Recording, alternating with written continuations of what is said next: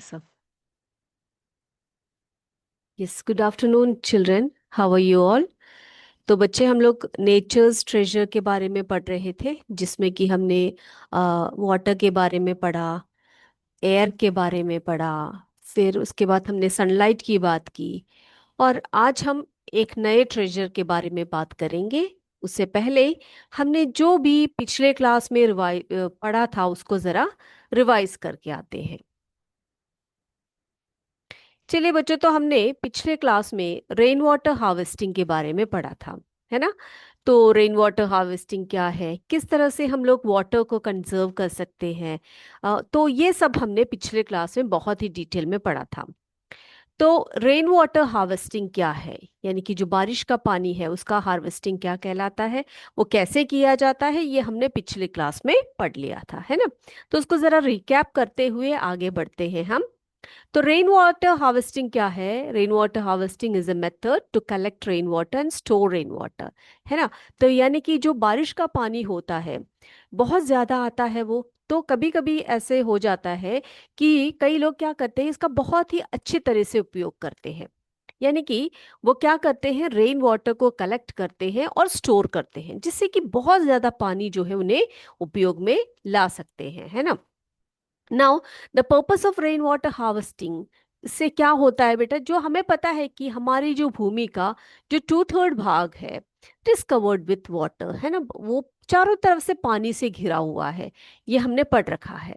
The ocean and sea water contain many dissolve salts and cannot be use for drinking, agriculture and domestic purposes. तो जो ocean है, सी water है, उसमें इतने सारे डिजॉल्व सॉल्ट्स हैं जिसको हम कभी भी पानी पीने के यूज नहीं कर सकते, एग्रीकल्चर में यानी कि कृषि में इसका उपयोग नहीं कर सकते, डोमेस्टिक पर्पसेस में उसका प्रयोग हम नहीं कर सकते, क्योंकि इनके अंदर बहुत सारे मिनरल्स और सॉल्ट्स जो हैं वो डिजॉल्व होते हैं। सो constant use of ground water results in scarcity of ground water, है ना। तो बहुत ज़्यादा पानी जो हम लोग ग्राउंड वाटर, जो हमारा फ्रेश वाटर है, जो प्योर फॉर्म ऑफ वाटर है, उसका हम लगातार अगर यूज़ करते रहेंगे तो क्या होता जाएगा बेटा, वो कमी आ जाएगी, जो हमारी ग्राउंड वाटर है उसमें कमी आ जाएगी। Now rain water harvesting clears the problem of depleting the ground water. अब जो रेन वाटर हार्वेस्टिंग, ये जो एक मेथड है, इससे क्या कर सकते हैं बेटे, जो हमारे ग्राउंड वाटर का जो डिप्लीशन हो रहा है, जो कमी हो रही है, उसको क्लियर करने के लिए ये बहुत ही अच्छा एक तरीका है। Now what is the technique involve in rain water harvesting. अब रेन वाटर हार्वेस्टिंग में क्या क्या टेक्निक्स है ये जरा देख लेते हैं हम लोग। तो हमने पढ़ा कि फर्स्ट क्या किया जाता है बेटा, collect the rainwater at the rooftop and then allow the rainwater to travel through the pipes और drains and then attach a wire mesh to the mouth pipe and then which filters large fragments such as leaves and other impurities, है ना।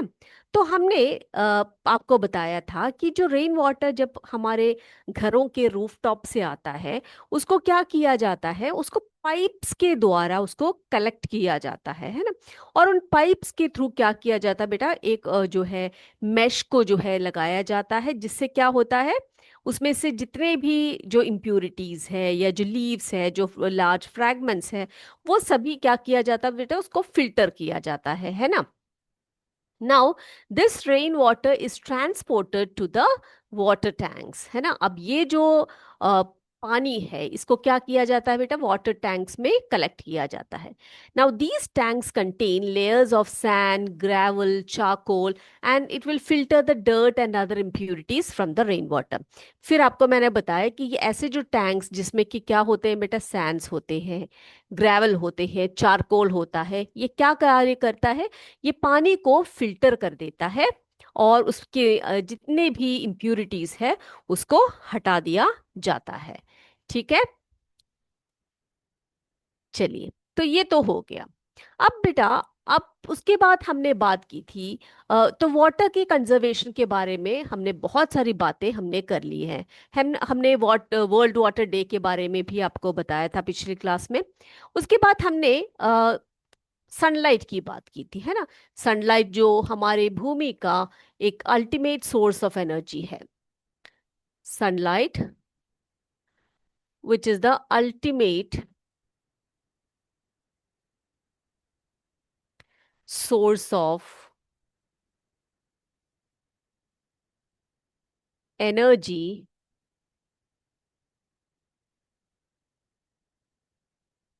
on earth। हमारे भूमि का एक ultimate source है, source of energy है sunlight, है ना। अब इसी सनलाइट से जो है हम क्या कर सकते हैं बेटा, हमारी पूरी भूमि की जितने भी लिविंग ऑर्गेनिजम्स हैं, इन सभी को एनर्जी कहाँ से प्राप्त होती है बेटा, सूर्य से प्राप्त होती है। अब ये कैसे होती है, किस तरह से होती है, ये सब हमने बात कर लिया था पिछले क्लास में, है ना।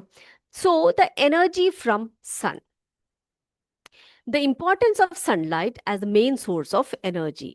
ये हमने बात की थी आपसे कि जो प्लांट्स है उनको अपना आहार बनाने के लिए, उनको अपना फूड प्रिपेयर करने के लिए किसकी आवश्यकता होती है बेटा, सनलाइट की आवश्यकता होती है ना।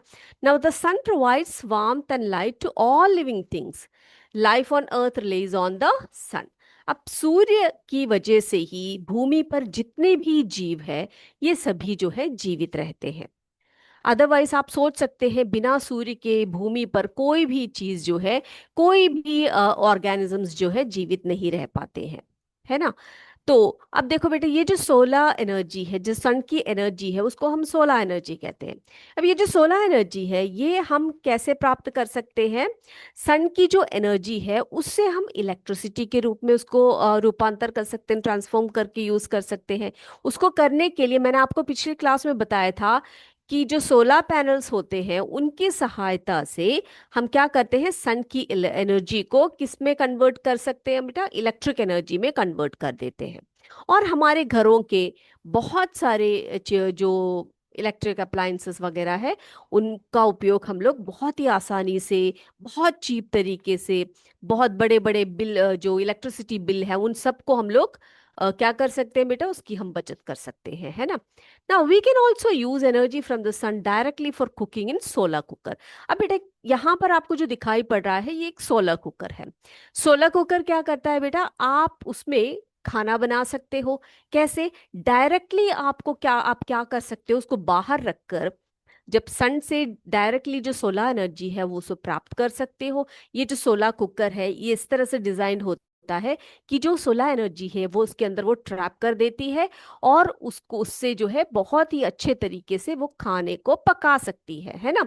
और for heating water in solar water heater, और बेटा सोलर वाटर हीटर्स भी होते हैं जिसकी सहायता से आप क्या कर सकते हो, पानी को गर्म कर सकते हो, है ना।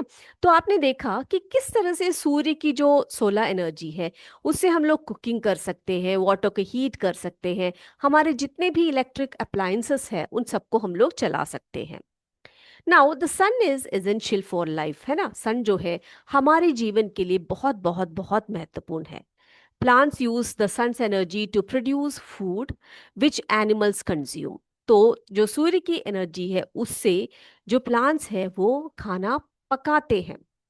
अब ये जो खाना पकाते हैं, हम जो animals, we human beings and all other animals, we depend upon the plants for our food, है ना, डायरेक्टली और इनडायरेक्टली।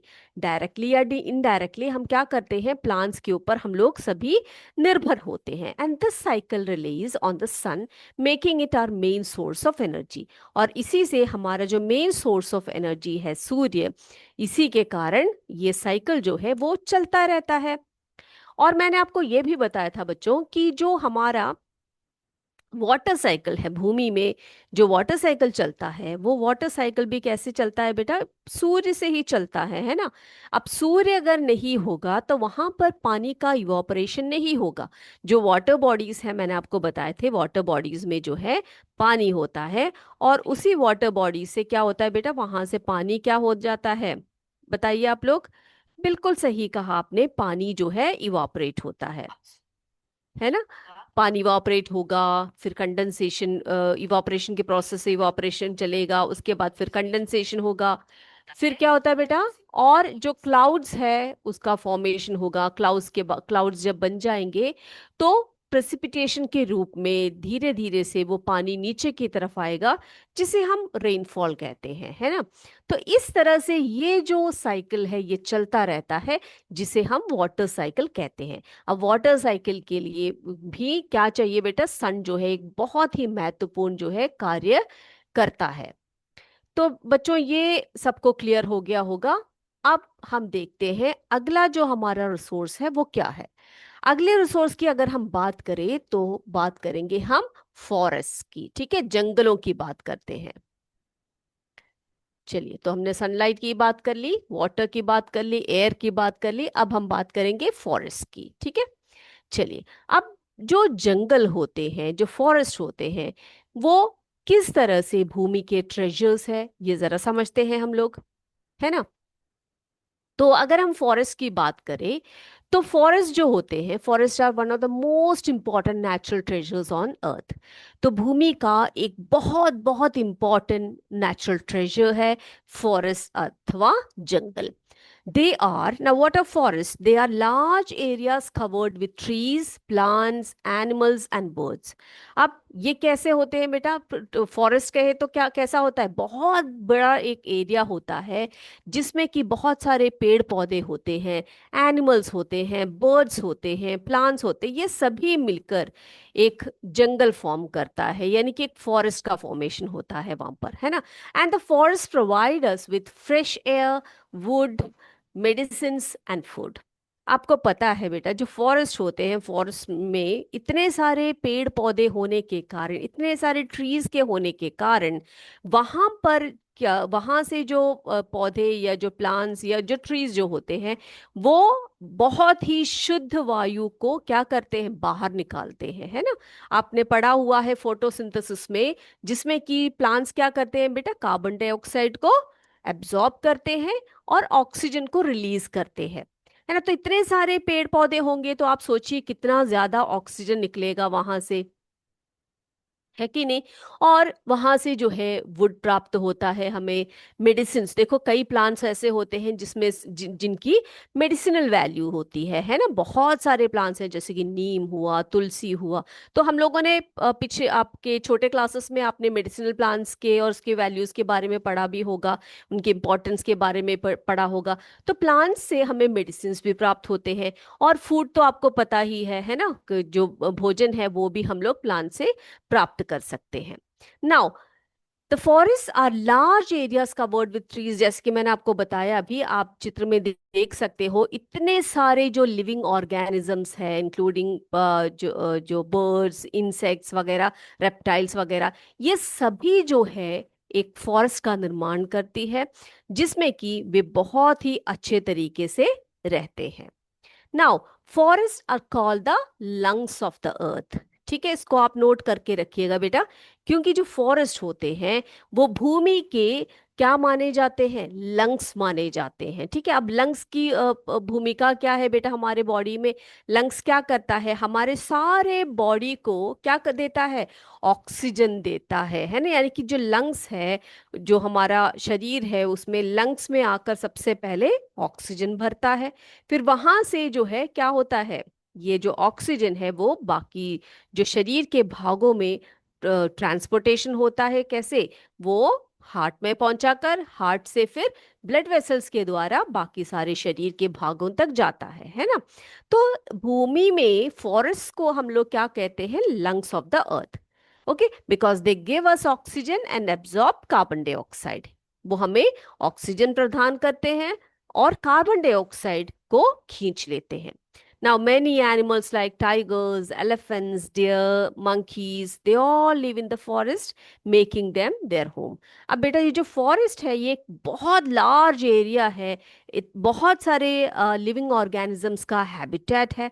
आपने पढ़ा हुआ है कि हैबिटेट क्या होता है, जो ड्वेलिंग प्लेस होता है ऑर्गेनिजम्स का, जो लिविंग ऑर्गेनिजम्स होते हैं उनके जो ड्वेलिंग प्लेसेस होते हैं उनको हम क्या कहते हैं, उनको हम हैबिटेट्स कहते हैं, है ना। तो फॉरेस्ट क्या करता है, एक बहुत लार्ज एरिया है जो बहुत सारे लिविंग ऑर्गेनिजम्स को हैबिटेट प्रोवाइड करता है। Now the forest cover has been decreasing mainly due to human activities. अब देखो बेटा, हम मनुष्य ही क्या करते हैं, इतनी जो है बहुत अत्याचार करते हैं हम लोग अपने नेचर के साथ, है कि नहीं? क्योंकि हम क्या करते हैं, हमारे बहुत सारे एक्टिविटीज जिसे हम ह्यूमन एक्टिविटीज कहते हैं, जैसे कि large scale of cutting trees, है ना, बहुत ज्यादा हर ईयर हम लोग क्या करते हैं, यस, हम क्या करते हैं, डिफॉरेस्टेशन का काम करते हैं, हम लोग काटते हैं पेड़ों को, है कि नहीं? देखो बेटा, it takes many years to restore lost forest, जो फॉरेस्ट नष्ट हो जाते हैं, जिन फॉरेस्ट को हम लोग काट काट के क्या कर देते हैं, हम लोग अपने जीने के योग्य बना देते हैं, हम अपने बिल्डिंग्स बनाते हैं, अपने इंडस्ट्रीज वहां पर खड़ा करते हैं। तो उससे क्या होता है, आजकल जितने भी फॉरेस्ट है उन सबका डिफॉरेस्टेशन हो रहा है ना? अब आप सोचिए, एक फॉरेस्ट को बनने में कितने साल लग जाते हैं। तो यही यहां पर बोला गया है, it takes many years to restore lost forest, therefore we must preserve and use forest responsibly. तो हमारा ये कर्तव्य है बेटा कि हम लोग फॉरेस्ट का सही उपयोग करें, है ना? हम लोग वहां से अपने जरूरत की चीजें सब हमें वहां से मिल सकता है, लेकिन हम क्या कर रहे हैं, वी ह्यूमन बींग्स, हम लोग क्या कर रहे हैं बेटा, हम अपने गलत एक्टिविटीज की वजह से नेचर के जो ट्रेजर्स हैं उन सभी को हम लोग क्या कर रहे हैं, नष्ट कर रहे हैं। तो हमें क्या करना चाहिए, we must preserve and use forest responsibly, है ना? Now, importance of forest for wild life. अब वाइल्ड लाइफ के लिए क्या इंपॉर्टेंस है बेटा, देखते हैं। तो फॉरेस्ट जो है, जैसे कि मैंने आपको अभी बताया कि ये क्या करता है, नेचुरल हैबिटेट प्रोवाइड करता है सभी जीवों को। अब एनिमल्स हो गए, बर्ड्स हो गए, इंसेक्ट्स हो गए, रेप्टाइल्स हो गए, उनको फूड देता है, उनको शेल्टर देता है, ये सब जो है जंगल में उन्हें मिलता है। Now the variety of life in forest ensures that all creatures have enough food. अब क्या है बेटा, जो फॉरेस्ट है इसमें जो है बहुत सारे वैरायटीज ऑफ लिविंग ऑर्गेनिजम्स होते हैं, लिविंग क्रीचर्स होते हैं। अब ये जितने भी लिविंग ऑर्गेनिजम्स होते हैं वहां पर फॉरेस्ट क्या करते हैं बेटा, वो इंश्योर करते हैं कि सभी ऑर्गेनिजम्स को खाना मिल रहा है। आपने फूड साइकिल तो पढ़ा होगा, है ना? फूड साइकिल में क्या होता है बेटा, एक जीव जो है दूसरे जीव को खाता है, वो जीव दूसरे जीव को खाता है ना? जैसे कि सबसे पहले प्लांट्स आते हैं, प्लांट्स को क्या खाते हैं, हर्बीवोरस एनिमल्स खाते हैं, उन हर्बीवोरस एनिमल्स को कार्निवोरस, जो फ्लैश ईटिंग एनिमल्स होते हैं उनको, वो उनको खाते हैं। ऐसे जो है वो साइकिल चलता रहता है, जिसे हम फूड साइकिल कहते हैं। वो बहुत ज्यादा फॉरेस्ट में हमें देखने को मिलता है। Now, forests are essential for maintaining nature's balance, as every animals relies on other living beings for survival. तो एक नेचर का जो बैलेंस है उसको बनाए रखने में फॉरेस्ट का एक बहुत बड़ा कार्य रहता है। तो इसी कारण से हमें क्या करना चाहिए बेटा, फॉरेस्ट का कंजर्वेशन करना बहुत बहुत जरूरी होता है ना? यानी कि फॉरेस्ट को, जंगलों को बचाना बहुत जरूरी है।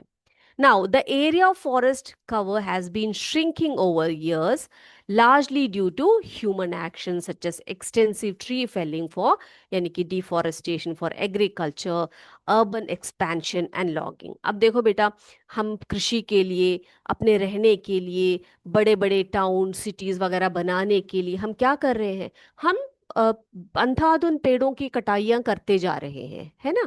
और जिससे क्या हो रहा है कि सारे जो पेड़ है वो सभी नष्ट हो रहे हैं।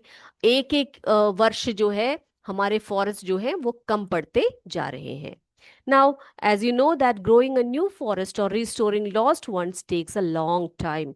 Thus, it is essential to conserve conserve, and it is our responsibility to use forest to give them a chance to regenerate. उसको बेटा बढ़ने दीजिए। एक जंगल को बढ़ने के लिए क्या करना चाहिए, कुछ ऐसे एरिया जिसको आप बिना छेड़े छोड़ दो, ठीक है, वो कुछ सालों में एक जंगल बन बन जाएगा। Now, have you heard of one महोत्सव? वन महोत्सव के बारे में सुना है बच्चों आप लोगों ने? क्या है वन महोत्सव?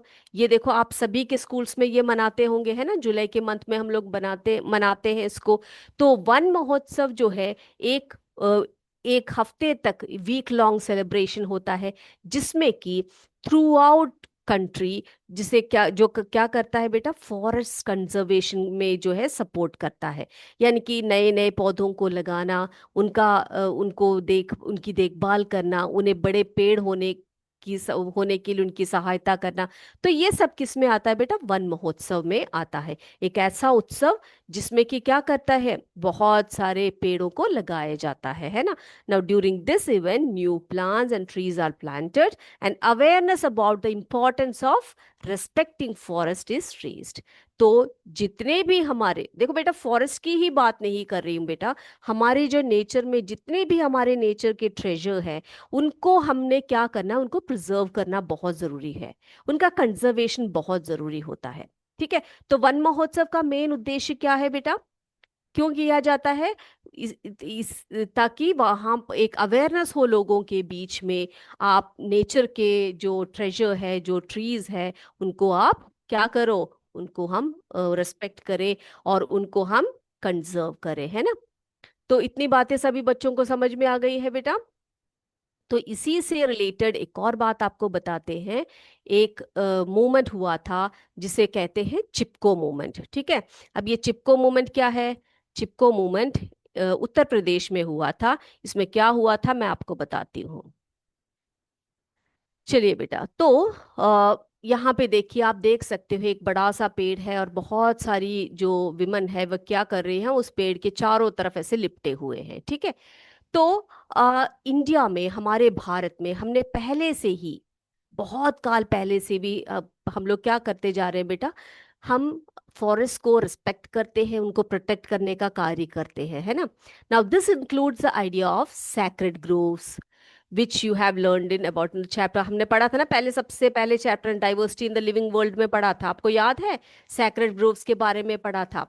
अब देखो बेटा, बहुत सारे लोगों ने काम किया है इसके लिए। किसके लिए? चिपको मूवमेंट करके एक मूवमेंट हुआ था, जिसमें जो I am sorry, not Uttar Pradesh, Uttarakhand में, ठीक है, उत्तराखंड में ये एक हुआ था। तो यहाँ पर बहुत सारे लोगों ने क्या किया था, ट्रीज को काटते समय उनको क्या किया था, उनको हक करके वहीं पर खड़े रहे कि पहले हमें काट लो, उसके बाद आप पेड़ों को काटिए। ठीक है, now forest are crucial for our ecosystem and it is very important to protect and use them responsibly to allot time for regeneration. जैसे कि मैंने आपको बार बार ये बात बता रही हूँ कि हमारे प्लांट्स को कंजर्व करना, हमारे ट्रीज को कंजर्व करना, हमारे फॉरेस्ट को कंजर्व करना हमारे लिए बहुत बहुत इंपॉर्टेंट है आने वाले जनरेशन्स के लिए। ठीक है बेटा, अभी हमारा समय हो चुका है एमसीक्यू का, हम जाते हैं एमसीक्यू की तरफ। चलिए, क्वेश्चन नंबर 1 आपको दिखाई दे रहा है स्क्रीन पे। सबसे पहला क्वेश्चन है आपका, question number 1, forest protect the soil from, option A floods, option B soil erosion, option C pollution, option D deforestation. Forest protect the soil from, ये हमारा क्वेश्चन नंबर 1। जाते हैं दूसरे क्वेश्चन पर। What is the main threat to forest cover? जो हमारे forest cover है उसके लिए सबसे मेन थ्रेट कौन सा है? Overgrazing, urbanisation, forest fires, all of the above. What is the main threat to forest cover? Question number 3. Which of the following is a way to conserve forest? Which of the following is a way to conserve forest? Planting more trees, cutting down trees, using more paper, ignoring deforestation. Which of the following is a way to conserve forest? आगे जाते हैं question number 4 पर।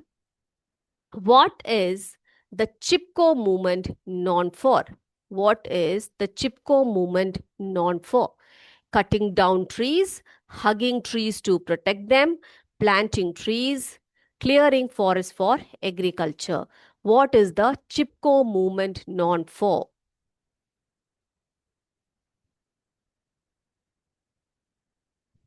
Forests provide habitat for. Forests provide habitat for only plants, only animals, plants and animals, only humans. Forests provide habitat for. Sixth one, why is ocean water not suitable for drinking or agriculture? Why is ocean water not suitable for drinking or agriculture? It is too cold. It contains high concentration of dissolved salts. It contains too much oxygen. It is shallow. Why is ocean water not suitable for drinking or agriculture? जाते हैं seventh question पर. What is the process of collecting and storing rainwater called? What is the process of collecting and storing rainwater called? Option A, water purification. Option B, water treatment. Rainwater harvesting. Water conservation. What is the process of collecting and storing rainwater called? Okay, number 8.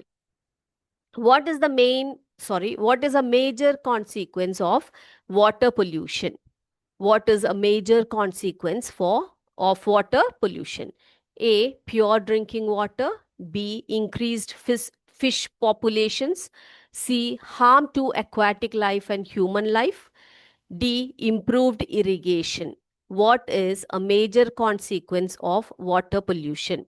Pure drinking water, increased populations, harm to aquatic life and human health, improved irrigation. Number 9, what is a major benefit of using renewable resources? What is a major benefit of using renewable resources? Option A, they are cheap. Option B, they are limited. Option C, they do not cause pollution. Option D, they are easy to store.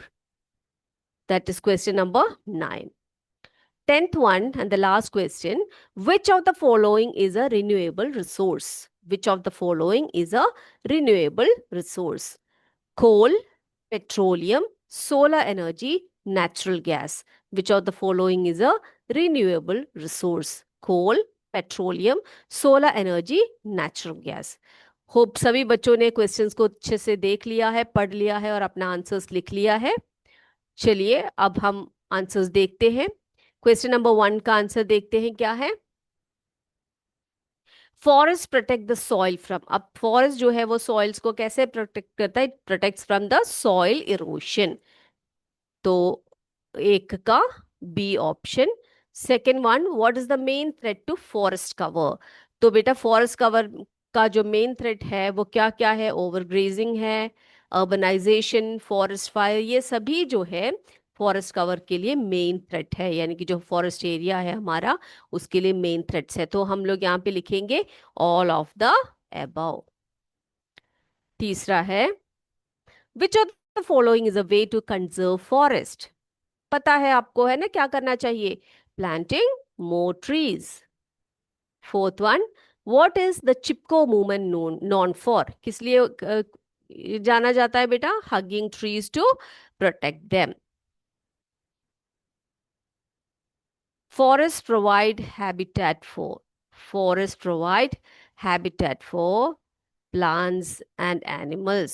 बेटा यहाँ पर plants and animals जिसमें मैंने सबको include किया है, इसमें insects है, बर्ड्स है, सभी आते हैं. ठीक है. Why is ocean water not suitable for drinking or agriculture? Why? Because it contains high concentration of dissolved salts.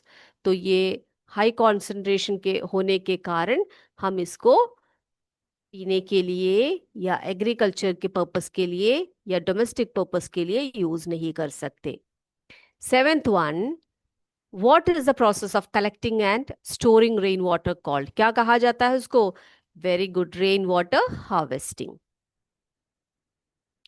एथ one, what is a major consequence of water pollution? Water pollution का एक major consequence क्या है बेटा? It is harmful to the aquatic life and also for the human health. हम सभी के लिए, जितने भी लिविंग ऑर्गेनिजम्स है, specially for the aquatic life, ये बहुत ही हार्मफुल है. नाउ नाइन्थ वन देखिए, what is a major benefit of using renewable? Major benefit पूछा गया है बेटा.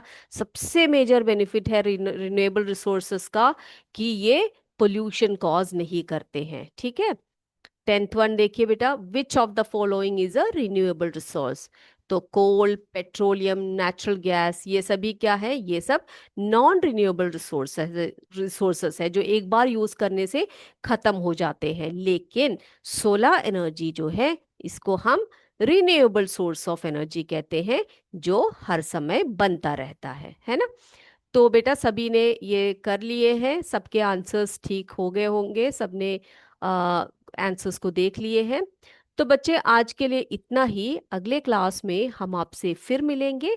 और भी हमें बात करनी है सॉइल्स के बारे में, मिनरल्स के बारे में, रॉक्स के बारे में, जो हमारे नेचर के ट्रेजर्स हैं, इन सभी के बारे में हम बात करेंगे अगले क्लास में। तब तक जय विद्याशक्ति, जय हिंद, जय भारत। धन्यवाद।